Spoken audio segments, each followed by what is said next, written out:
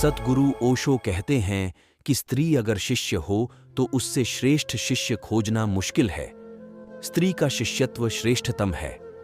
कोई पुरुष उसका मुकाबला नहीं कर सकता है, क्योंकि समर्पण की जो क्षमता उसमें है वह किसी पुरुष में नहीं है।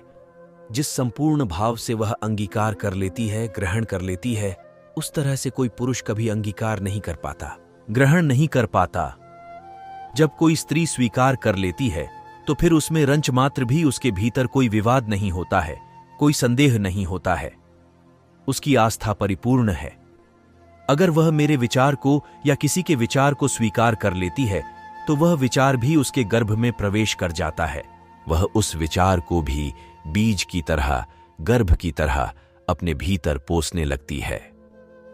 पुरुष अगर स्वीकार भी करता है तो बड़ी जद्दोजहद करता है, बड़े संदेह खड़ा करता है, बड़े प्रश्न उठाता है।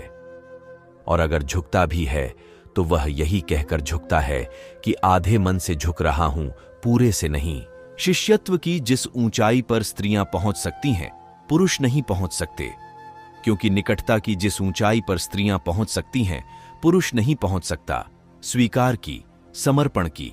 और चूंकि स्त्रियां बहुत अद्भुत रूप से, गहन रूप से, श्रेष्ठतम रूप से शिष्य बन सकती हैं, इसलिए गुरु नहीं बन सकती। क्योंकि शिष्य का जो गुण है वही गुरु के लिए बाधा है। गुरु का तो सारा कृत्य ही आक्रमण है। वह तो तोड़ेगा, मिटाएगा, नष्ट करेगा। क्योंकि पुराने को न मिटाए तो नए का जन्म नहीं हो सकता है। तो गुरु तो अनिवार्य रूप से विध्वंसक है, क्योंकि उसी से सृजन लाएगा। वह आपकी मृत्यु न ला सके तो आपको नया जीवन न दे सकेगा। स्त्री की वह क्षमता नहीं है। वह आक्रमण नहीं कर सकती, समर्पण कर सकती है।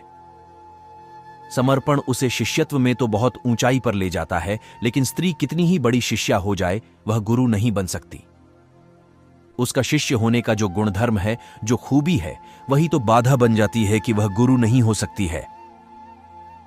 दोस्तों, वीडियो को शेयर जरूर करें। आपका धन्यवाद।